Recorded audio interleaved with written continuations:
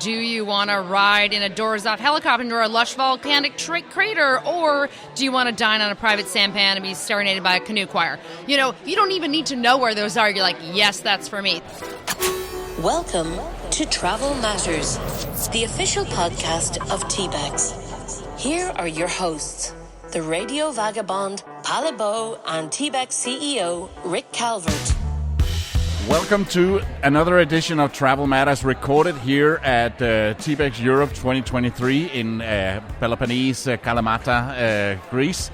Rick, how's it going so far?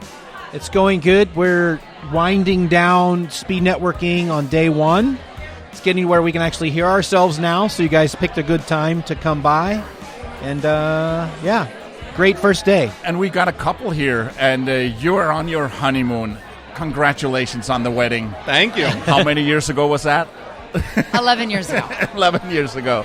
And you're still on your honeymoon. Still on a honeymoon. We literally have not had an apartment or a house a single day since January 2012.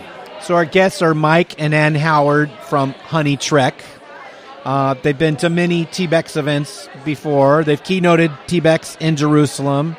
And we're glad to have you guys on the podcast. It's an honor to be back. Yeah. Can you just bring out that piece of paper again that you showed me? Because you have so many accomplished. You have a lot of social media presence, 218,000 and some on That's Facebook. on Facebook. On Facebook, 105,000, 106,000. Let's just say that on Twitter. You're big on TikTok as well, 4,488. On Instagram, obviously, a lot, and all over the place. And then you've written books. Yep. Yes, we wrote a book for National Geographic called Ultimate Journeys for Two.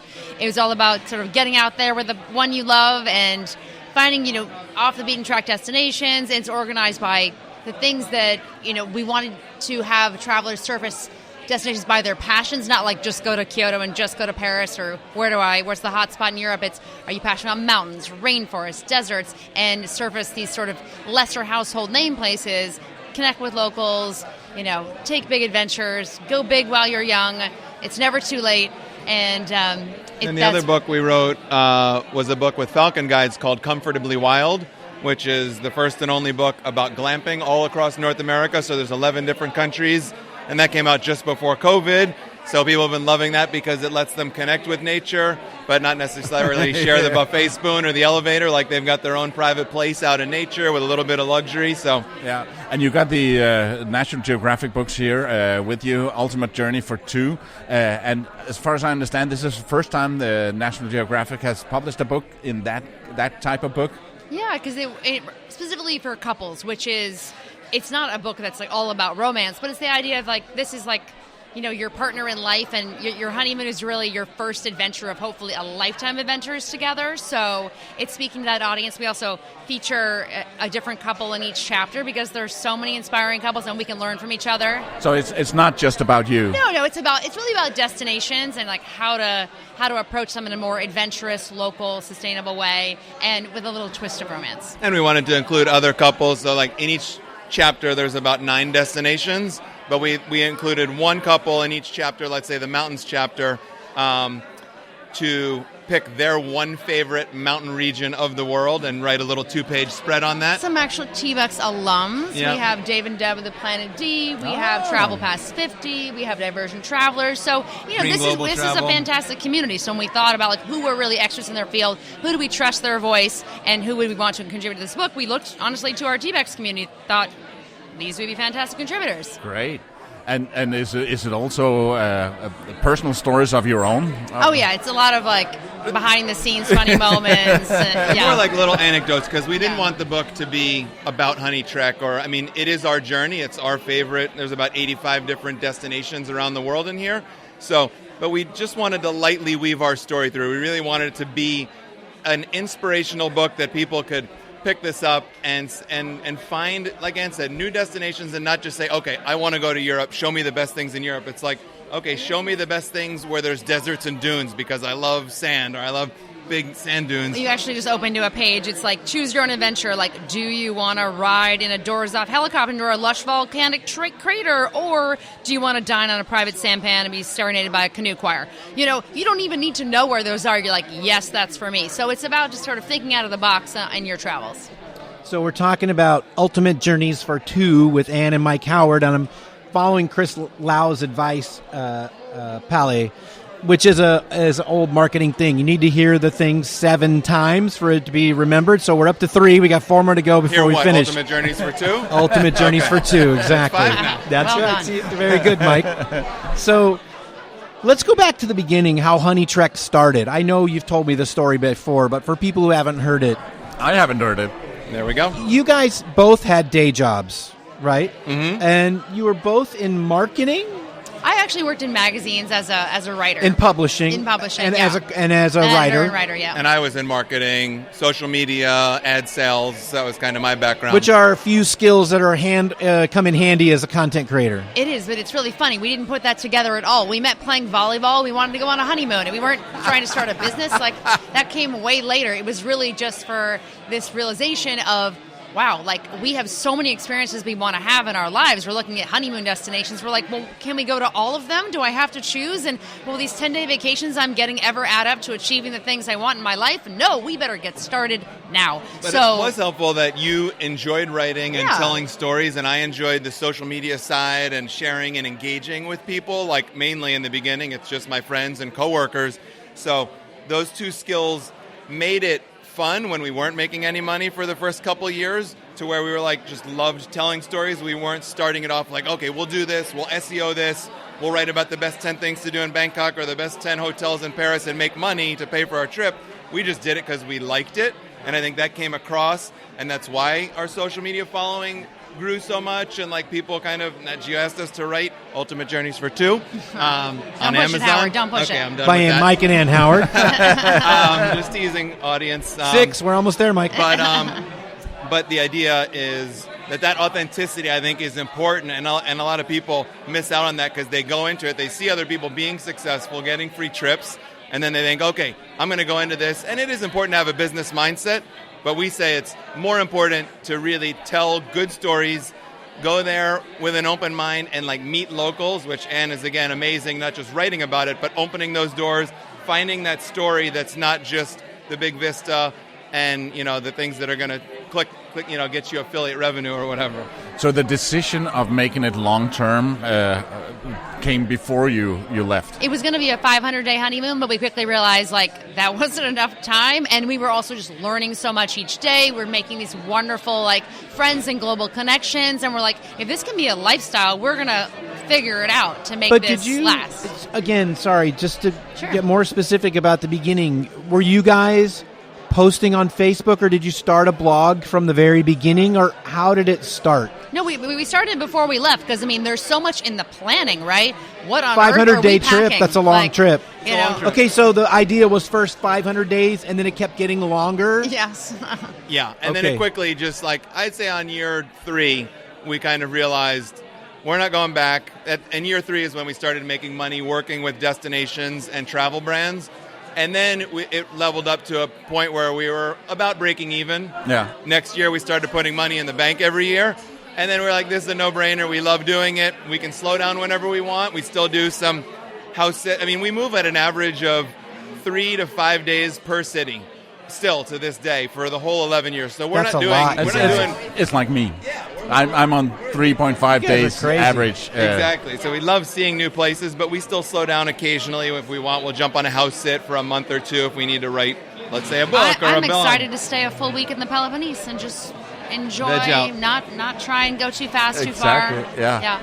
And it's so funny you said the thing about 500 days. When I started my journey, I had a working title saying Around the World in 80 Weeks. And that's around a year and a half, quite similar. Yeah. And right now I have an app that counts how many days I've been traveling. And look at the number, 2,499. Tomorrow I have 2,500 days That's of exciting. traveling. And I just realized right now. Happy travel That's anniversary, exciting. Alan. Happy travel But anniversary. I'm not on 11 years yet, but I'm getting there. You'll be But there. we think in days, because it hasn't been a series of trips. It's just been this, like, incredible journey that builds on itself from, the learning experiences to the memory. So we don't. Yeah, it's been a journey. Yeah. And you guys don't have one specific style of travel either. Like you've done the glamping book, you've done Ultimate Journeys for Two, 7. But you've done road kinds. trips. You've done luxury travel. You've done camping. You've done road trips. You've done cruises.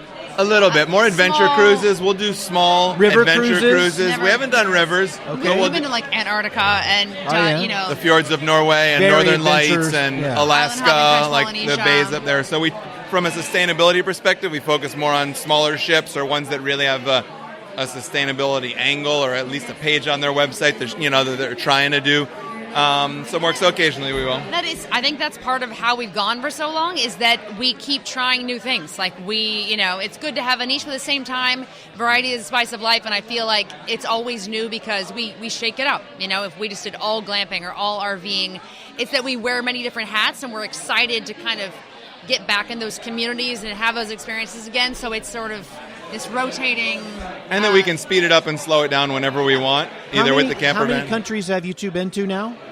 Together, 74. Greece makes 74 on this honeymoon. Because we both had been separately, but we never counted it on the honey trek journey. Yeah, we wouldn't count it if we'd been to get apart before. So do you guys have a home base anywhere, or a place to put your stuff?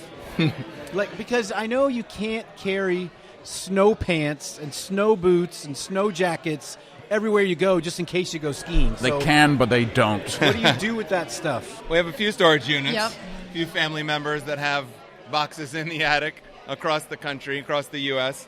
We also have this little camper van, which is, a little piece of home. So when we need, we can pick up new stuff, drop things in there, spend a month or two driving around the U.S. or Canada, and then go back abroad with a new set of clothes, so we're not always wearing the same T-shirts. Having a little RV has been wildly helpful. I mean, we were truly didn't have a set of keys to anything for 5 years. We were hardcore backpacking, and then we're like, ooh, wait a second, a camper. That is a house, a vehicle, and a storage unit all wrapped in one while having adventures. It just made a lot of sense. So we're only in the camper about 5-6 months a year, but it really has been a very helpful strategy filling in the gaps between all the world Did travel. that also mean that you started buying more stuff because you could carry more? It's You still do fill only whatever you- 104 square feet, so let's not get carried away. No, but still, Yeah. it's more than a backpack.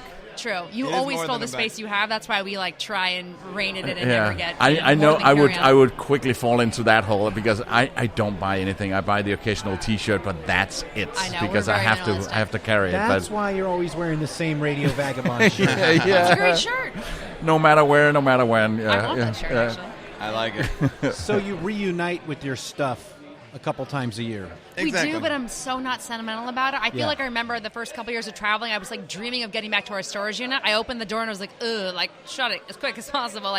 You really stop valuing stuff. It's all Anything that meaningless. ever goes in a storage unit, when you open it, you're like, why did I keep that? I know. Yeah. Yeah. Especially for 12 years. When Like- you thought it was going to be 1 year, we got shampoo, blenders, random, You got the most shampoo. random stuff in there, yeah. Well, that's just because you left so quickly. Exactly. I know, and Yeah. thought we were coming back. Yeah. Well, people say that if you're in a romantic relationship, you should try traveling with them for a few months. You've done that a long time, so I guess that's the ultimate test for you guys. You've been on this honeymoon for forever. How's that been? Does that have just made your relationship stronger, or are you annoying each other? We have our moments, but you do have to really become a team. You're out in the world and you're each other's rock no matter what happens. So if you get upset about something, you got to figure it out pretty quickly and move on, because you are each other's safety net, support for all things. So it's you have to be a team out there. Yeah. And Mike never does anything that annoys you. Oh, no. Except when I unpack. Yes. That's our only pain point, is me unpacking. Which is the equivalent of a bomb going off and spreading T-shirts to every far corner of the room. The solution we've come up is I just take a clean towel and just put it over all my tech and clothes. If she can't just see kind of it, hide that it. is clever. She So won't then be it's just like a bothered. big white mound in the corner. Does it help? Weirdly, it does make me feel better because I know I'm not getting anywhere with him actually like hanging his clothes. So we'll meet there. But you remember to take the pictures before you open the suitcase. 100%. You're not allowed to sit on the bed or touch a thing for the first 20 minutes. Yeah. You have a project, I forgot what it was called. It was about the romantic, tell me, you said it so quickly before. Yeah. The world's most romantic and sustainable destinations. Right. Basically, when we hit our 10th year on Honeymoon, we're like, okay, if we have, what do we have? 375,000 social media followers, and we have a voice in this space, like how can we really be pushing travel in a positive direction, not just to be decadently, lounging on beaches, staying at these extravagant hotels, but you could actually have these like romantic and meaningful experiences that are also looking out for the communities and the environment. So we're doing like our due diligence to research and be like, who are the places, where are the places that are actually... The hotels, the tour operators, everything. Who are putting travel in a positive direction. So that's where our list right now is including Bhutan, Slovenia, a small region of French Polynesia, and the Dodecanese of Greece, which is... It's our most recent addition. And Bhutan? Well, Bhutan's amazing because they've been carbon negative before anyone even knew what that meant, and they're just they measure their success on gross national happiness. Like they have their values seem to be in order more so than most countries. Huh, interesting. And it's absolutely beautiful. And where can people get their hands on that? Oh, it's on our website, yeah. It's a growing list that we are going to be focusing on for a long time. And on social. We're also shared across social where a lot of our projects these days are around this list and new destinations that we're searching for. Yeah. What's next for you guys? Well, that's the big ongoing project. How far ahead do you plan in advance? Well, we don't know where we're you're staying. going next week? We don't know where we're going tomorrow. Wow. We're talking to 2 different properties around here that we might spend the next week. So we have a grand Eastern Canada adventure happening. So COVID boxed us out of Canada for like 2 years. So now we'll be driving from Tennessee to Newfoundland, which is basically like Greenland, like middle of nowhere, and making our way to Saskatchewan. So it's going to be a grand North American journey. There's actually a brand new road. The Labrador Highway hasn't been paved until like 2 years ago. Should be crazy up there. I'm excited for it. So you do have some things planned in advance with gaps in between. Exactly. All right. Yeah. So you're not just totally random chaos. We know TBEX Africa, that's on the docket. So then we'll plan some different campaigns around that. But pretty much between now and then, we've got a few different things. Tennessee. Yeah, we want to go to South Africa, the TBEX there. So that might anchor some other plans. See, that's what happens to my traveling. Is the TBEX anchors, and then I just see what happens in between. It's like a magnet. between. It pulls you to different Thank destinations. you. Yes. Yes. TBEX is our only grounding. We're not going to carry your stuff for you, though. Yeah. It's just a few things. Can you meet us in Durban with our ski pants? No. I don't want to bring them. We're not bringing your safari gear to Durban. There you go. And speaking of TBEX, what does this conference and this community mean to you? It's a part of our extended family. It's been really nice. It's always exciting to reconnect with friends, and then friends you might even know vaguely from online, to really solidify those relationships. That in-person contact makes it real, and even if you don't see each other for a few TBEXs in between, that connection is solidified by then. And the learning.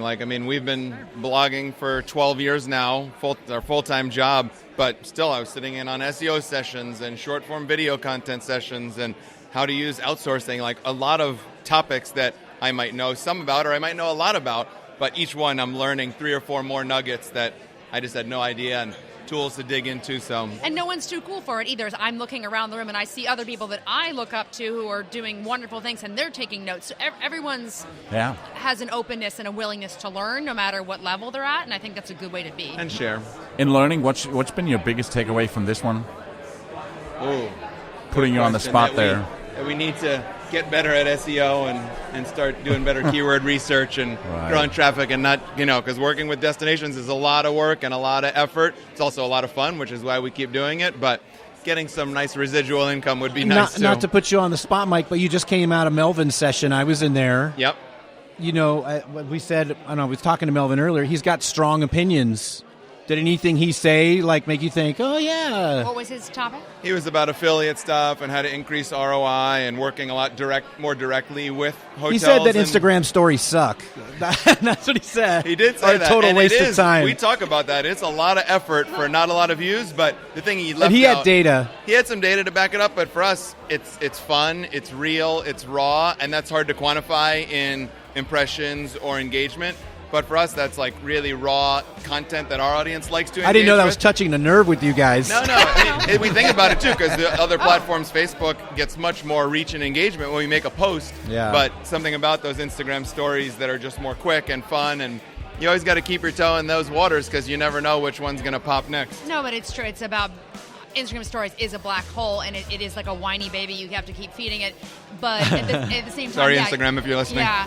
No, but it's about having pieces that you can be proud of too, and they're so fleeting sometimes that it really would make more sense to build real tangible.